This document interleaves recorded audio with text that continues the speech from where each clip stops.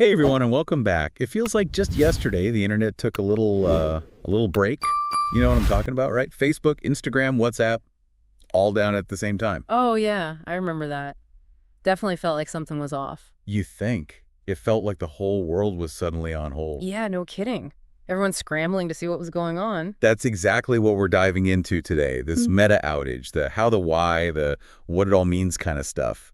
We've got this Forbes article here, Facebook and Instagram down. Here's what we know about widespread outages. Could break it all down. See just how widespread this thing really was and what it tells us about, just how much we rely on these platforms these days. Yeah, it's interesting how these kinds of outages really highlight our dependence on this digital world. Totally. Okay, so right off the bat, this article drops a pretty crazy stat. Over 100,000 outage reports for Facebook alone, just on Down Detector. That's a lot of folks saying, hey, something ain't right here. Yeah, that's a significant number for sure. Though it's important to remember that Down Detector reports don't necessarily equal the total number of users affected. Right, right. It's more like a gauge of the disruption, hmm not a precise head count, but still 100,000 plus reports. It's got to mean something big was happening under the hood. Definitely. It suggests a widespread issue, something impacting a significant portion of users.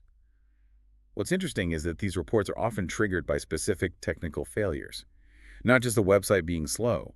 It's about how data is moving across the network.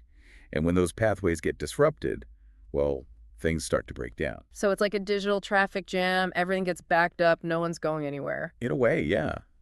And those traffic jams can happen for a variety of reasons. A misconfigured server, a software glitch, even a physical cable cut somewhere. Okay, so we're talking about the internet's plumbing getting messed up, not just a slow connection, but I gotta wonder, what were people seeing when this all went down? Like, was there a specific error message or just blank screens? Well, according to the article, users were getting a message saying something like, we're working on getting this fixed as soon as we can, which I imagine was probably pretty frustrating for a lot of people. Oh, I bet. Especially those who rely on these platforms for, work or staying connected with family. Absolutely. It really underscores how much we've come to depend on these services for so many aspects of our lives. When they suddenly disappear, it can be pretty jarring. No kidding. And speaking of dependence, check this out.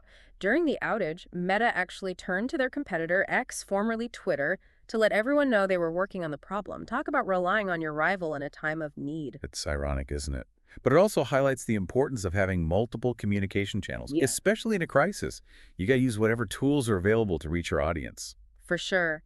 And it also makes you wonder if even a tech giant like Meta can experience this kind of outage. Just how common are these things really? Are we just more aware of them now because we're so connected? Or are they becoming more frequent? That's a tough question. I mean, these systems are incredibly complex, right? And we're talking about billions of users, mountains of data, Mm. all flowing through these intricate networks. It's really mind-boggling when you think about the scale of it all. Yeah, you're right. It's easy to forget just how much is happening behind the scenes to make all this stuff work. But you'd think with all those resources, a company like Meta would have safeguards in place, to prevent these kinds of outages from happening. Oh, they do. They Sure. absolutely do. But the thing is, technology is always evolving, always changing. And with every new development, new vulnerabilities can emerge. It's a constant race to stay ahead of the curve. So it's like a never-ending game of whack-a-mole. You fix one problem, another one pops up somewhere else. Exactly. And sometimes those problems can be surprisingly small. A single misconfigured server, a tiny software bug. But those small things can trigger a chain reaction, causing a cascade of failures across the entire system. So it's not always some big dramatic event. It could be something seemingly insignificant that sets the whole thing off. That's right. And it's not just about technical glitches either. You got to factor in human error, maintenance issues, and of course, the ever-present threat of cyber attacks. Yeah, that's right. The article mentioned other recent outages too. Microsoft Reddit. Seems like these things are happening more and more these days. Well, it's hard to say for sure if they're actually more frequent or if we're just more aware of them now because we're so reliant on these services. But it's definitely something to consider. For sure. So let's get back to this Meta outage. The article mentioned that users were getting error messages. Do we know what actually caused it? Was it a tech glitch, a cyber attack, something else? That's still a bit of a mystery, to be honest. Huh. Meta hasn't released any specific details about the root cause, which isn't uncommon in these situations. Companies are often hesitant to divulge too much information. especially if it could expose vulnerabilities. Right, got to protect those trade secrets and all that. But still, it would be interesting to know what exactly went wrong just to understand how these things can happen. Yeah, I agree. But even without knowing the specifics, we can make some educated guesses based on past incidents and the nature of this outage. It could have been a software bug, a network misconfiguration, even human error during maintenance. All of those things have caused major outages in the past. So basically, anything's possible in the world of complex digital systems. Pretty much.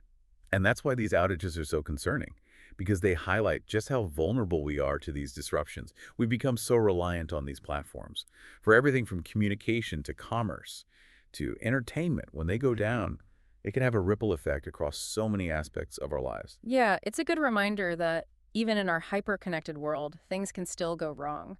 And when they do, the consequences can be pretty significant, not just for individuals, but for businesses, governments, even entire economies. Absolutely. It underscores the importance of digital resilience, having backup plans, diversifying our communication channels, understanding the potential risks. These are all things we need to be thinking about more and more. So it's not just about fixing the problem when it happens. It's about being prepared for the next one and the one after that. Exactly. It's about building a more robust and resilient digital ecosystem, one that can withstand these inevitable disruptions.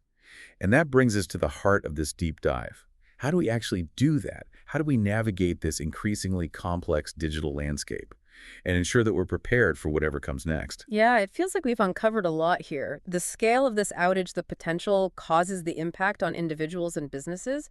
So where do we go from here? What's the takeaway for the average person? How do we make sense of all this? I think one of the most important things to recognize is that these outages, however disruptive they may be, force us to confront a fundamental question about our digital lives. What happens when the services we rely on suddenly disappear, even if it's just for a few hours? What does that silence tell us about ourselves and our relationship with technology? It's true. I mean, I know I felt a little lost during that outage. Like a part of my routine was suddenly missing. It really makes you realize how much we depend on these platforms for everything from staying connected with people to getting information to just, killing time. Exactly. And it's not just about convenience.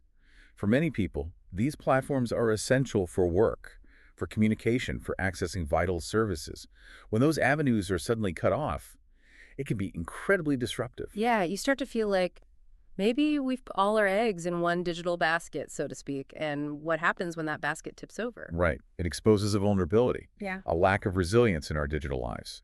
And it raises questions about whether we need to diversify our online activities, explore alternative platforms, develop backup plans for when these inevitable disruptions occur. So it's not just about waiting for Meta or any other tech giant to fix the problem. It's about taking some responsibility ourselves for making sure we're not completely reliant on a single service or platform. Exactly. And this goes beyond individual actions, too.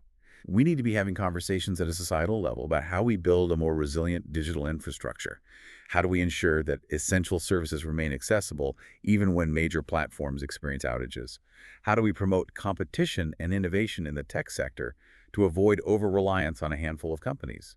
These are big questions, but they're questions we need to be asking, especially as our lives become increasingly intertwined with the digital world. So it's about thinking bigger, looking beyond the immediate inconvenience of an outage, and recognizing the broader implications for our society, our economy, even our democracy. Precisely. And that brings us to a final thought-provoking question for our listeners. As we move further into this digital age, how can we each contribute to building a more resilient, more equitable, and more accessible online world? It's a challenge, but it's a challenge we must face head-on. Absolutely. It's a conversation that needs to happen. And hopefully these kinds of outages, while frustrating, can serve as a catalyst for that conversation. Thanks for joining us for this deep dive into the Meta outage. It's a topic with a lot of layers and a lot of important questions that we'll continue to explore. Until next time, stay curious and stay connected. But maybe not too connected. I